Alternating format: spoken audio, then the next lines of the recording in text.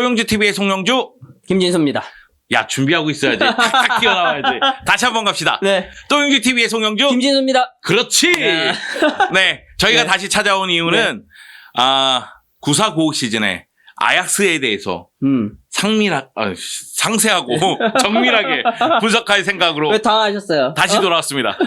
나 순간적으로 상민이를 찾았어. 상민하고 이랬습니다. 사실 뭐 아약스 얘기 참 많이 하는데 그래서 제가 또 재밌게 해드릴 수 있어요. 다른 데서 다루지 않았던 이야기들 이런 것들도 제가 해드리려고 준비를 했습니다. 근데 구사고우 시즌의 아약스는 너무나 대단해서 너무 많이 다뤄져 있지. 맞아요. 근데 미세한 부분들을 언급하지 않은 것들이 있어. 진짜? 그런 것들을 제가 좀 얘기해 드리려고 해요. 네. 그러니까 지난 시즌 아약스가 워낙에 좋았잖아요. 네. 챔피언스 리그 준결승전까지 가면서 네덜란드 내에서도 그렇고 유럽 내에서도 야, 이거 9495 시즌에 아약스가 생각난다. 아약스 항상 잘하면 9495 얘기다. 0203 때 챔피언스 리그 8강에 갔었거든요. 네. 그때도 이제 밀란과 접전을 펼치다 탈락했었는데 그때도 9495의 재현이 아니냐. 그런 얘기가 나왔었는데 결국은 8강에서 머물렀고요. 지난 시즌에도 그런 얘기가 나왔지만은 우승은 이루지 못했죠. 네. 자, 9495 시즌 이야기를 할 텐데 역시 9495 시즌의 아약스를 얘기하기 위해서는 감독, 루이 바날 감독을 얘기해야 됩니다. 네. 경배하라, 바날리. 야, 지금 메뉴 팬들이 던지고 있어. 토마토 던지고 있다고. 제가 진짜 바날 감독을 제가 굉장히 좋아하거든요. 그래서 그때 맨유에 부임했을 때도 굉장히 칭찬을 많이 했고 좋은 면들, 스토리들을 많이 얘기해줬지만 사실 끝은 좋지 않았어요. 네. 그럼에도 바날 감독은 유럽 축구계에 굉장히 한 획을 그은 감독이다라고 말씀을 드릴 수 있고 사실 요즘 시대에 뭐 라볼피아나다, 후방 빌드업이다, 골키퍼가 빌드업에 참여하는 그런 전술들, 많이 이야기가 되고 있고, 이제는 거의 모든 팀들이 하고 있잖아요. 이런 것들이 이 시대에 이루어졌던 것이 바로 바날의 아약스였습니다. 그러니까 바날 감독이 대단한 명장이었다는 것은 이제 아약스 이후에 바르셀로나에서도 그 이후에 바이에른 뮌헨에서도 네덜란드 대표팀에서도 뛰어난 족적을 남겼기 때문에 알 수도 있지만 이 전술적인 컨셉 그리고 전술적인 이슈 이런 부분에서 선구자 같은 사람이에요. 네. 그래서 사실은 바날 감독의 바르셀로나가 이거 너무 정직돼 있는 거 아니야? 이런 얘기도 있었어요. 경직된 모습 아니냐? 네네. 너무 고집 부리는 거 아니냐? 그러다 보니까 바날 감독하고 히바우도 하고 막 싸우기도 하고 그랬었는데 그 밑에서 과르디올라 감독이 나름대로 배워갖고 나름대로 쓴 거 아니겠습니까? 물론 이제 과르디올라 감독에게 가장 큰 영향을 준 감독은 요한 크루이프이겠죠. 하지만 바날 감독도 분명히 영향을 줬을 거라는 거죠. 이 바날 감독이 초기에는 베르캄프 체제, 어떻게 보면은 본인이 부임하기 이전에 갖춰진 체제로 이끌어가면서 그렇게 성적이 좋진 못했고 실제로 92-93 시즌이었을 거예요. 그때는 페노트에게 밀려서 우승도 놓쳤습니다. 그러나 이제 심기일전에서 93-94 시즌부터 리빌딩을 하기 시작하고요. 그때 이제 베르캄프는 해외로 떠나게 되고 인테르로 가죠. 네, 인터 밀란으로 가게 되고 리트마넨 중심 체제로 킹 리트마넨. 야리 리트마넨. 네, 암스테르담의 왕이라고 불리는 킹 리트마넨 중심으로 팀을 재편하기 시작합니다. 그러면서 93-94 시즌에 우승을 차지하고 이제 유럽으로 나갈 준비를 하는 거죠. 네. 그러면서 94-95 시즌이 시작되기 이전에 한 일들이 여러 가지 있는데요. 먼저 흐로닝원에서 임대 기간 동안 윙어로 터진 라이지어. 우리에게는 측면 수비수로 굉장히 잘 알려져 있잖아요. 풀백, 윙백 이렇게 알고 있죠. 근데 이 선수가 원래 흐로닝원에서 임대를 가서 공격수로 터졌거든요. 근데 이 선수를 과감하게 3백의 오른쪽 스토퍼로 씁니다. 네, 그러면서 공격적인 전술을 쓰게 되고요. 그리고 밀란에서 대성한 레이카르트. 이제 황혼기를 보내려고 고향으로 돌아오는 레이카르트가 돌아오죠. 은퇴하기 전에 한 시즌 더 뛰게. 93-94 시즌에 이제 돌아와서 팀에 이제 녹아들게 되죠. 그리고 이제 스쿼드 플레이어로 성장하기 시작한 유스 출신 세도로프를 이 시즌부터 본격적으로 주전으로 쓰기 시작합니다. 세도로프도 천재과잖아. 네, 세도로프도 17살 나이쯤에 아마 데뷔를 했던 걸로 기억을 해요. 그러면서 아약스의 그 어린 나이에 많은 기록들을 갈아치웠거든요. 굉장한 천재 미드필더였는데 이 시즌부터 본격적으로 기용하기 시작하죠. 그리고 A1 그러니까 아약스 유스 최상위 단계에서 헐헐 날아다니던 주장 클라이베르트를 1군으로 파격적으로 끌어올립니다. 파트릭 클라이베르트. 네. 네, 저스틴 클라이베르트의 아빠. 네.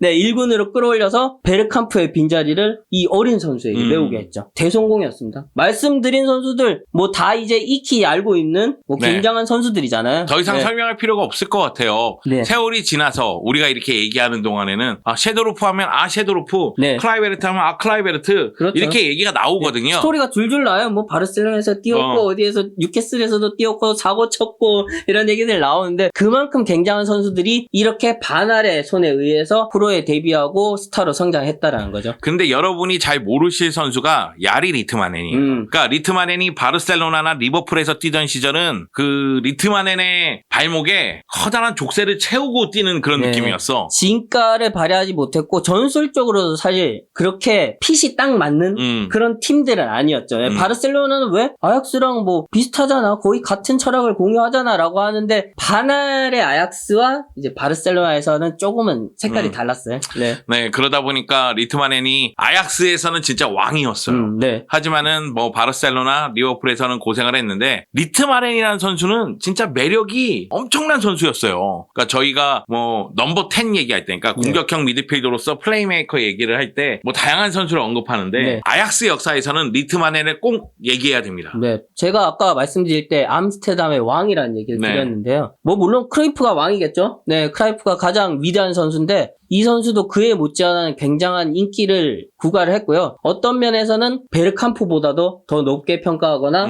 더 인기 많은 선수로 그렇게 각광을 받았습니다. 네. 네.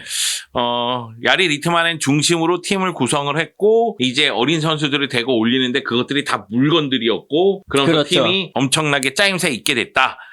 그러면서 이제 뭐 리그는 리그 그리고 FA컵은 FA컵 네. 그리고 챔피언스 리그에서는 챔피언스 리그 마구잡이로 치고 올라가죠. 사실 리그는 원래 아약스가 독보적으로 강한 리그니까 LADB에서는 뭐 원탑이라고 해도 부족함이 없을 정도였는데 이 시즌은 너무 넘사벽이었어요.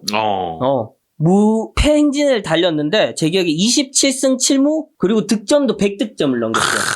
그 와중에 리트마넨은 득점왕을 차지하고 사실 그 시대에 100득점을 넘기는 게 굉장히 쉬운 일은 아니거든요. 네. 그만큼 압도적이었다라는 얘기죠. 거기다 리트마넨은 스트라이커가 아니에요, 여러분. 이 공격형 미드필더인데 득점왕을 차지했으면. 저는 그 얘기 많이 들었어요. 이 멤버들이 인터뷰를 많이 했는데 그때 뭐 라이지거도 그렇고 리트마넨도 그렇고 우리가 함께 뛸 때는 무조건 이긴다는 생각밖에 없었다. 무서운 게 없었죠. 네, 실점하더라도 우리가 2골 넣으려고 1골 실점했구나 이런 생각이었다. 네. 그 정도로 두려움이 없었다는 얘기를 한 기억이 나거든요. 그러니까 그 정도로 팀 분위기가 좋았고 위닝 멘탈리티가 강했다는 거죠. 네, 그게 골키퍼부터 공격수까지 모두 그런 마인드가 있었고 그리고 이 팀의 특징적이면은 바날 감독이 모든 선수에게 굉장히 공격적으로 임하라는 주문을 줬었어요. 그래서 항상 인터뷰에서 얘기할 때 우리 팀의 제1의 공격수는 반데사르다.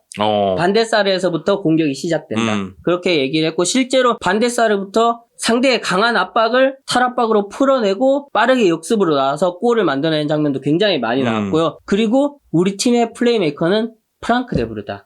최후방에 있는 4번. 뒤에 있을수록 그라운드를 넓게 볼 수 있고 그러면 당연히 그 선수들이 경기를 좀 더 잘 풀어갈 수 있다. 왜 굳이 앞에서 플레이 메이킹을 해야 되느냐? 후방에서부터 하는 것이 더 효율적이고 뭐 위력적이다. 라고 얘기를 했고 실제로 프랑크 데브르는 빌드업의 교과서라고 해도 될 만큼 그 부분에서 굉장히 능숙한 그런 모습들을 보여줬던 리더형 수비수였죠. 네. 역시 이제 관심은 챔피언스 리그 같아요.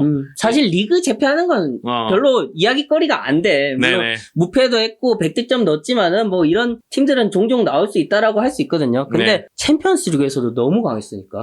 이 챔피언스 리그 물론 이제 결승전을 기억하시는 분들이 너무나 많아요. 이 결승전에서 AC 밀란과 그 아약스가 만나서 파트릭 클라이베르트가 결승골을 넣는 그 장면이 떠오르시는 분들이 많을 텐데 올라가는 과정도 굉장히 뭐라고 할까요? 센세이션했어요. 사실 이 당시에는 아직 밀란의 전성기가 조금 남아있던 시기예요. 그 이전에 뭐 오렌지 삼총사의 이런 은퇴, 뭐 이적 같은 것들도 있었고 하면서 좀 많이 힘이 빠지긴 했지만 여전히 바레시를 중심으로 한 탄탄한 수비도 있었고 여전히 강팀이라고 할 수 있는데 이 팀을 조별리그에서 만나서 홈앤 원정 모두 잡았습니다. 사실 90년대 초반에 챔피언스 리그에 강했던 팀은 바르셀로나랑 그때 이제 요한 크루이프의 네. 드림팀 네. 그리고 AC 밀란이에요. 결승전에 자주 올라왔었죠. 네. 그랬었는데 이건 뭐야? 아약스는 70년대에나 강했지. 네. 이렇게 생각하고 있는데 어마무시한 아이들인 거야. 겁이 없는 아이들이었던 거지. 그 아까 말씀하셨잖아요. 우리가 함께였을 때는 누구도 두렵지 않았다. 누구도 이길 수 있었다. 실제로 이 경기들도 그랬어요. 밀란이 정말 이렇게 좀 무기력하다? 어려워한 적이 있나 싶을 정도로 경기력으로 압도를 했고 그러면서 4승 2무로 무패로 토너먼트에 올라갔거든요. 그리고 8강에선 조금 고전했어요. 하이두크 스플릿을 만나서 좀 고전했는데 이 경기는 프랑크 데브르의 경기였어요. 프랑크 데브르는 뜬금없이 터질 때가 있어. 제가 이 경기를 굉장히 좋아하는데요. 그냥 프랑크 데브르가 물론 이제 2차전에서 결정적인 2골을 넣어서 팀을 끌어올린 것도 있지만은 굉장히 공격적으로 나왔고 해트트릭도 기록할 뻔한 경기였어요. 그래서 헤딩으로 선제골을 넣고 멋진 프리킥으로 추가골을 넣었는데 그 위에도 오버래핑해서 강력한 왼발 중거리 슛으로 골문을 위협하기도 하고요. 정말 그 당시에 수비수는 수비만 한다는 그런 좀 인식이 있었어요. 맞아요. 물론 이제 네덜란드 이전에 로날드 쿠만도 있었지만은 그런 좀 특이한 케이스 말고는 대부분은 수비는 수비만 한다는 느낌이 있었는데 이 프랑크 데브르가 아니다. 수비수도 공격을 한다. 제1의 공격수고 플레이메이커다라는 장면을 실천해내는 그런 여러 모습들이 나왔었죠. 네. 그리고 나서 준결승에서 바이에른 뮌헨을 만나게 되는데 여러분이 그 네덜란드하고 독일하고 관계를 알고 계시면 아약스하고 바이에른 뮌헨의 관계도 잘 아실 거예요. 70년대 정말 최고의 자리를 놓고 으르렁대던 사이거든요. 네. 이거는 월드컵에서도 그렇고요. 챔피언스 리그에서도 마찬가지예요. 그래서 최근에 두 팀이 만났을 때도 장난이 으르렁거렸죠. 아니에요. 네. 아니, 조별리그 벌써 둘 다 통과했는데 이거는 그냥 마지막 벼랑끝 매치처럼 싸웠어. 그 3대3으로 이긴 지난 그래. 시즌 조별리그 마지막 6차전을 말씀하시는 거일 텐데 정말 그만큼 라이벌리가 대단하거든요. 네. 그런데 바이에른 뮌헨을 만나서 2차전에서 5대2 대승. 이 경기는 저는 아직 골 장면들이 다 기억나요. 워낙 많이 돌려봤거든. 근데 이게 또 초반부터 심상치 않았던 게 지금 이게 암스테르담 아레나에서 요한 크루이프 아레나로 개명을 했죠. 거기서 뛰지만 이때 당시만 해도 올림피크 스타디온이 홈 구장이었어요. 근데 항상 이런 중요한 행사 있을 때 네덜란드 그 유명한 연주자 안드레 리우 바이올리니스트 불러서 항상 연주를 요청하거든요. 세컨드 왈츠. 야, 분위기 장난 아니다. 그거 하면서 분위기가 확 뛰어요.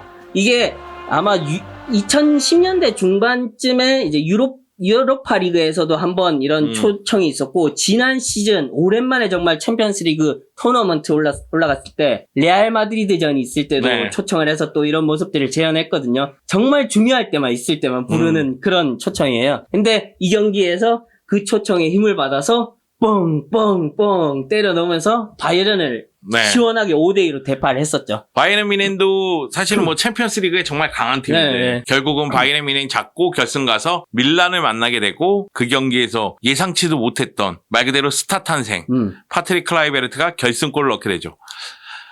이 경기 사실 많이 돌려보긴 했는데 재미는 그렇게 있지 않았어요. 그래요. 저는 오히려 4강이나 8강이 더 재밌었는데 근데 이 경기는 좀 스토리적으로 재밌는 게 아까 말씀드렸다시피 밀란의 몰락을 이끌어내면서 아약스의 등장을 알린 그런 장면이기도 하고 조별리그에서 2번 만났다 그랬잖아요. 결승에서 또 만났으니까 더블이 아니라 트랩을 한 거야. 3번을 꺾은 거예요. 그러네요. 완벽하게 도장을 찍은 거지. 우리가 왕자다. 새로운 유럽의 왕자라는 도장을 찍은 그런 경기이기도 했고 그 레이카르트가 주춤주춤하면서 주고 빠져 들어갔는데 클레베르트가 그걸 원투로 안 주고 자기가 끌고 들어가면서 그래, 차졌어. 아니 그 당돌한 그 당돌함이 어디서 나오는 거야?